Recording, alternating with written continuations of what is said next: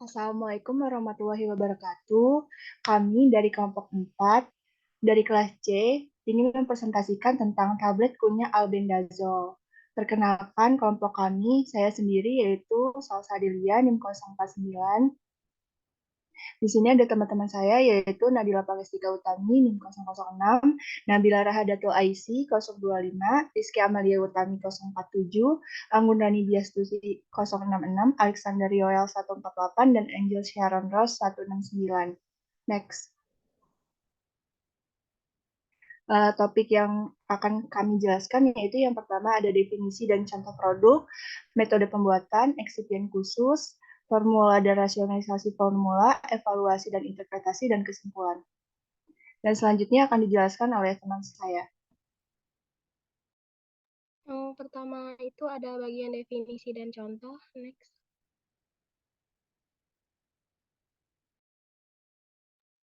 Definisi tablet kunyah sendiri adalah tablet yang diformulasikan untuk dikunyah, di mana memberikan residu dengan rasa enak dalam rongga mulut, mudah ditelan, dan tidak meninggalkan rasa pahit atau tidak enak. Tablet kunyah ini juga digunakan dalam formulasi tablet untuk anak, terutama pada formulasi multivitamin, antasida, dan antibiotika tertentu. Next.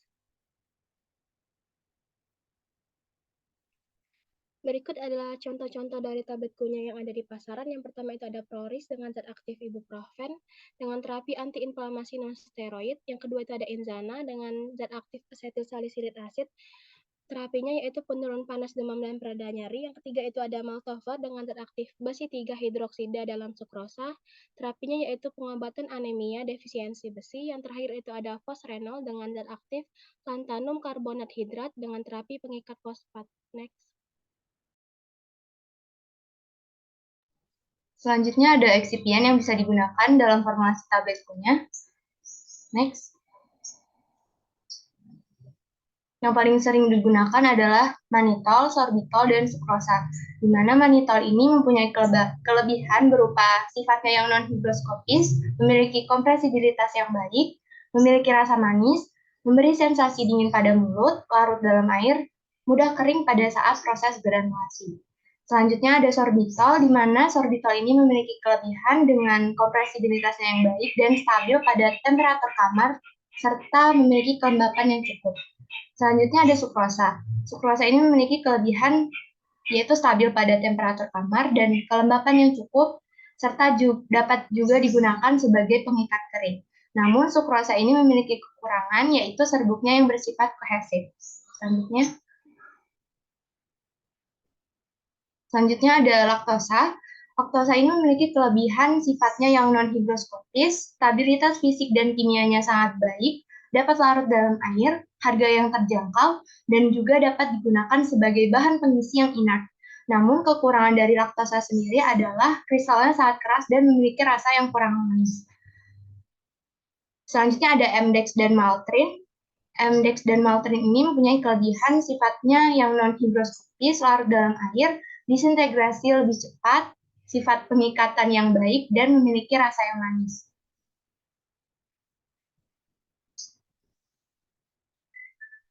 Selanjutnya, eksipiennya ada Nupec dan juga Dipec, di mana Nupec ini mempunyai kelebihan sifat alirnya baik, dan namun kekurangannya adalah stabilitas warnanya yang buruk. Sedangkan untuk Dipec ini mempunyai kelebihan di mana eksipien ini dapat dikompresi secara langsung, memiliki rasa manis, cenderung mengeras setelah kompresi pada kelembapan relatif yang lebih tinggi. Namun, kekurangan dari Dipec ini adalah dapat kehilangan fluiditas pada tingkat kelembapan yang tinggi.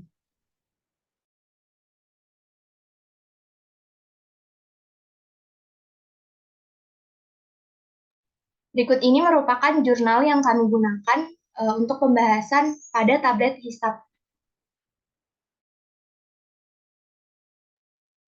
Selanjutnya ada formulasi dan rasionalisasi formula.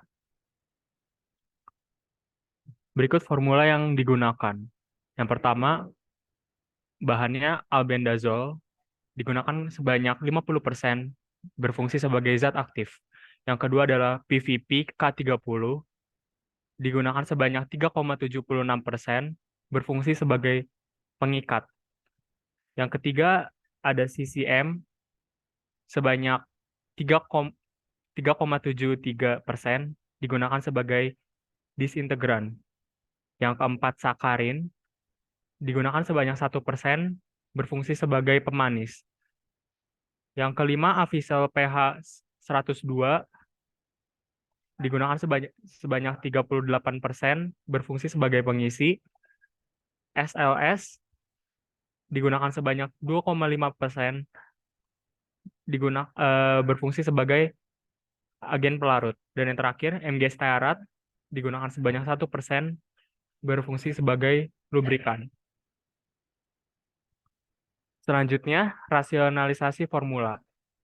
Terdapat 3 poin, yaitu adalah mengapa menggunakan granulasi basah, dan apa saja titik kritisnya, serta apa fungsi dari masing-masing eksipien. Yang pertama, menggunakan metode granulasi basah. Albendazol sendiri, sifat alirnya buruk, dan eksipien yang dipilih tidak mendukung penerapan metode kempal langsung. Jadi dimaksudkan penggunaan metode granulasi basah dapat memperbaiki sifat alir yang buruk, dan selain itu memperbaiki kompresibilitas dan kompaktibilitasnya. Yang kedua, titik kritis pembuatan sediaan. Titik kritis pembuatan sediaan granulasi basah ialah kelarutan obat dan stabilitasnya di dalam media di bawah suhu pengeringan dan tingkat pembasahan. Penggunaan eksipien. Penambahan PVP dimaksudkan untuk meningkatkan massa tablet dan mempermudah pengempaan tablet melalui perbaikan sifat alir dengan perubahan bentuk menjadi amorf. CCM berperan sebagai disintegran untuk memecah tablet menjadi granul dan memecah granul menjadi bagian yang lebih mudah terdisolusi. Sakarin berfungsi untuk memperbaiki rasa yang buruk pada tablet albendazol. Avisel pH 102 berfungsi sebagai pengisi sehingga mempermudah penimbangan dan massa tablet lebih terbentuk dengan jelas. SLS berperan sebagai agen pelarut yang meningkatkan pembasahan tablet dan disolusi tablet. Sementara yang terakhir, Mg stearat berfungsi dalam mengurangi friksi antar granul atau tablet dengan dinding pada saat kompresi.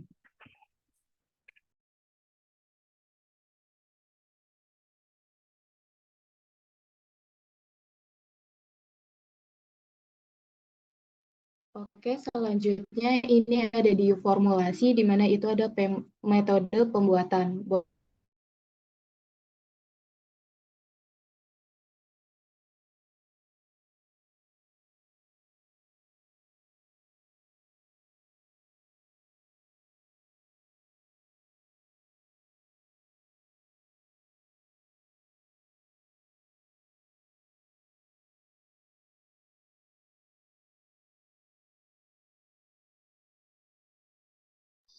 Saya lanjutkan. Untuk metodenya ada peralatan dan perangkat lunak, di mana perangkat lunak dan timbangan analitik untuk menguji kekerasan tablet. Itu timbangan.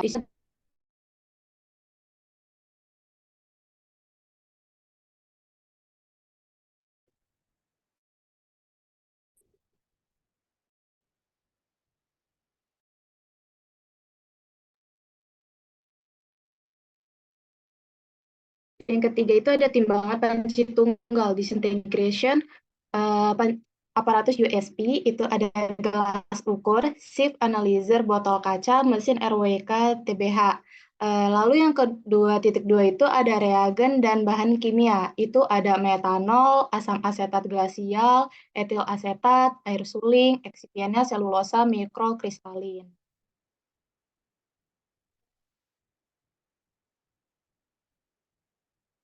2.3 itu ada bahan dan pemilihan eksipien. Eksipien yang digunakan itu selulosa mikrokristalin atau MCC. Lalu yang kedua itu ada selulosa mikrokristalin atau avisel pH 101, laktosa anhidrat, magnesium stearat, sodium lauryl sulfat, sodium cross camelose atau CCM, sodium starch glycolat, sodium sakarin, cross povidone, dan polyvinyl pyrrolidon K30. Lalu di 2.4 itu ada persiapan bubuk campuran. Itu bahan aktif dan eksipien itu dicampur selama 10 menit. Setelah itu evaluasi karakteristik campuran dilakukan yang sebelumnya sudah dilewatkan melalui saringan.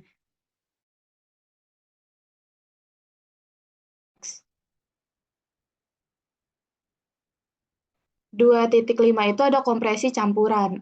Campuran itu digranulasi dengan menggunakan metode granulasi basah dan kemudian dikempa dengan gaya tekan konstan yang kemudian itu dikempa dengan gaya tekan konstan yang diikuti evaluasi tablet. Next. Selanjutnya itu ada karakteristik tablet, di mana itu ada keseragaman massa. Keseragaman massa itu dilakukan dengan 20 tablet itu ditimbang secara individual, berat rata-ratanya itu dihitung dan dibandingkan berat tablet individu dengan rata-rata. Tablet itu bakal memenuhi jika tidak lebih dari 2 tablet yang berada di luar batas presentase dan tidak ada tablet yang berbeda lebih dari 2 kali batas presentase. Lalu yang kedua itu ada kekerasan tablet. Di kekerasan tablet ini ada 10 tablet dihancurkan dengan alat penguji kekerasan. Satu persatu itu sambil dipertahankan arah yang sama sehubungan dengan penerapan gayanya. Lalu yang ketiga ada uji kerapuhan. Ini dilakukan di alat yang bernama Friabilator. Itu nanti sampel sebanyak 10 tablet itu nanti ditimbang dan ditempatkan dalam Friabilator yang dioperasikan selama 100 putaran. Lalu ada disintegration tablet.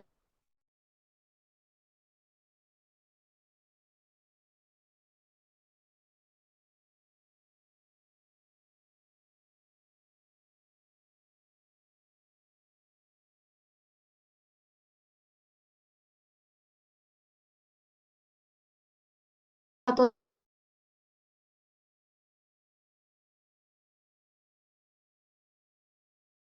20,4 mg standar albendazol ke dalam labu ukur 20 mili dan ditambahkan sedikit asam asetat glasial untuk melarutkan serbuk, kemudian ditambahkan asam asetat glasial hingga volume sampai tanda 1 mili larutan yang dihasilkan dipindahkan ke dalam labu ukur 20 mili dan kemudian ditambahkan metanol buat volume. Terus ada persiapan sampel uji itu ada 20 tablet albendazol ditimbang dan dihaluskan di lumpang alu dan serbuknya itu mengandung 30,4 mg albendazol. Terus ditimbang ke dalam labu takar 20 mili. Terus sejumlah kecil asam asetat glasial itu ditambahkan ke dalam labu ukur 20 mili untuk melarutkan serbuk asam asetat glasial. Terus dipindahkan ke dalam labu ukur 20 mili, tambahkan metanol buat volumenya. Oke, next. Terus itu ada 20 menit dengan fase gerak di atas dengan bantuan kertas saring. Itu perangkat lunak HP TLC diatur sedemikian rupa sehingga bercak larutan blanko standar dan sampel itu dilakukan secara otomatis pada TLC Silika F 60254 piring dengan ukuran yang sesuai dengan tanda 70 mm dari bawah untuk menunjukkan batas dengan pelarut. Perhitungannya itu dengan albendazol dalam sampel itu daerah di bawah kurva sampel per area standar dikali dengan 100.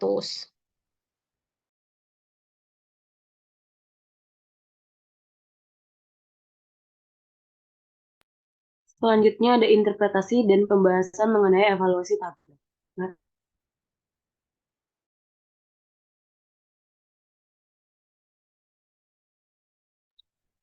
evaluasi tablet pada jenjang ini yang pertama itu ada keseragaman bobot, yaitu dengan cara 20 tablet ditimbang satu persatu. Berat rata-rata dihitung hasil dari keseragaman bobot ini itu sebesar 1,21%. Next.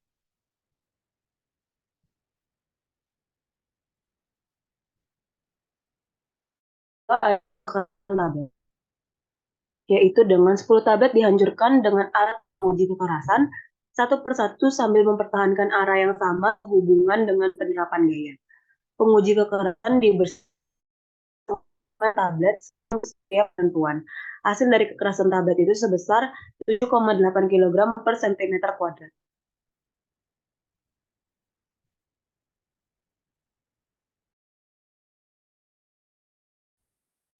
Lalu ada kerapuhan, yaitu tes ini dilakukan oleh Friabilator Roach. Sampel sebanyak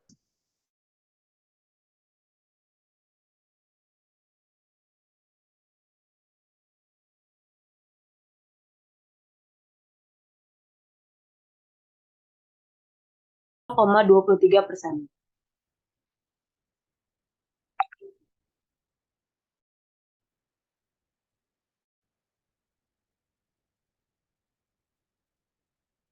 Lalu selanjutnya ada disintegrasi tablet. Satu tablet ditempatkan di masing-masing 6 tabung alat uji.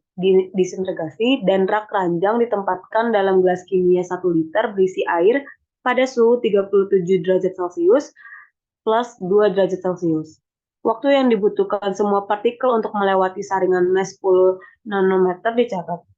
Hasil dari disintegrasi tablet itu sebesar 5 menit.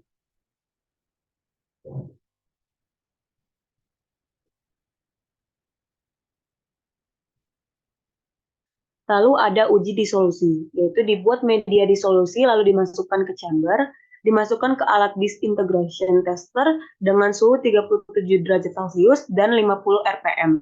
Dimasukkan tablet dan ditunggu sampai 30 menit. Setelah itu, diukur absorbansi larutan uji dan larutan baku dengan spektrofotometri, kemudian dihitung persen Q-nya.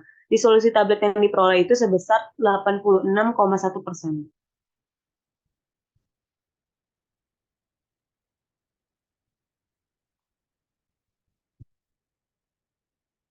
Lalu ada penerapan kadar zat aktif, yaitu dengan disuntikkan secara terpisah sejumlah volume sama, yaitu lebih kurang 20 liter, larutan baku dan tablet yang telah dilarutkan ke dalam kromatogram. Rekam kromatogram dan ukur respons puncak utama. Hitung jumlah dalam mg, albendazol C12H15N3O2S. Untuk prosedur lengkap dari penetapan kadar albendazol bisa dilihat di Farmakopeia Indonesia edisi 6 halaman 75. Kadar dari tablet kunyah albendazol adalah sebesar 100,15%.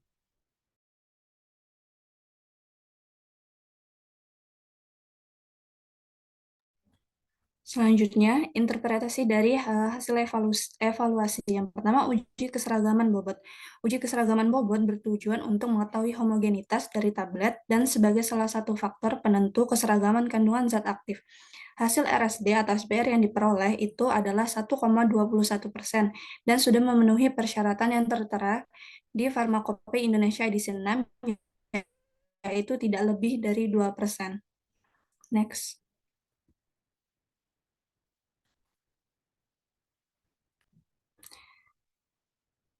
Selanjutnya, uji kekerasan tablet. Kekerasan tablet merupakan parameter kekuatan tablet dalam menerima tekanan. Hasil evaluasi yang didapatkan yaitu kekerasan tablet 7,8 kg dan sudah memenuhi persyaratan yaitu 4-8 kg.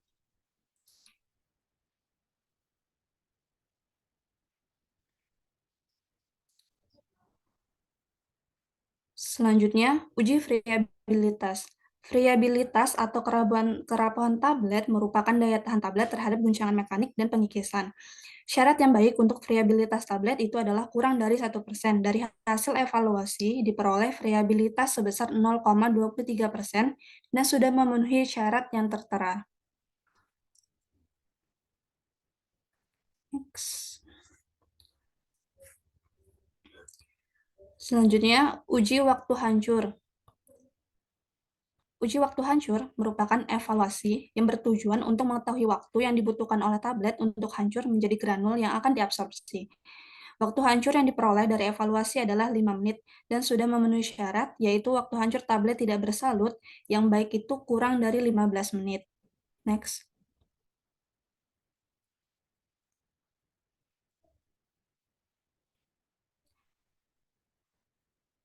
Selanjutnya, uji disolusi. Uji disolusi merupakan salah satu evaluasi yang bertujuan untuk menentukan jumlah zat aktif yang terlepas dari sediaan obat dalam satuan waktu tertentu ke dalam media disolusi.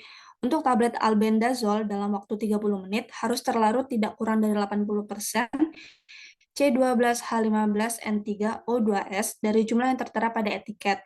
Hasil yang diperoleh dari evaluasi itu 86,1% dan sudah memenuhi syarat. Next.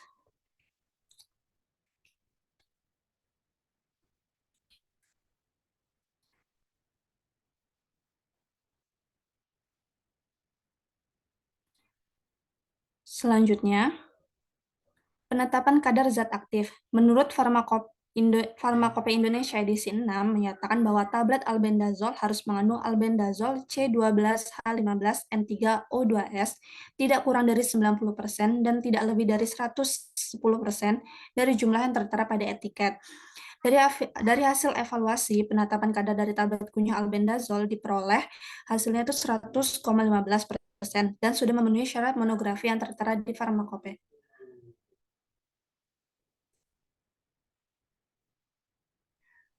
Selanjutnya di sini ada kesimpulan. Next. Jadi kesimpulannya yang pertama yaitu data hasil interpretasi formula telah sesuai dengan syarat Farmakope Indonesia dan jurnal. Yang kedua yaitu data interpretasi hasil evaluasi tablet albendazole dengan bobot 400 mg menunjukkan bahwa semua telah sesuai syarat yang ditetapkan. Next. Ini daftar pustaka yang kami gunakan. Next. Ini ada juga daftar pustaka. Next. Next. Sekian dari presentasi kami. Apabila ada salah kata atau kendala, kami mohon maaf. Wassalamualaikum warahmatullahi wabarakatuh.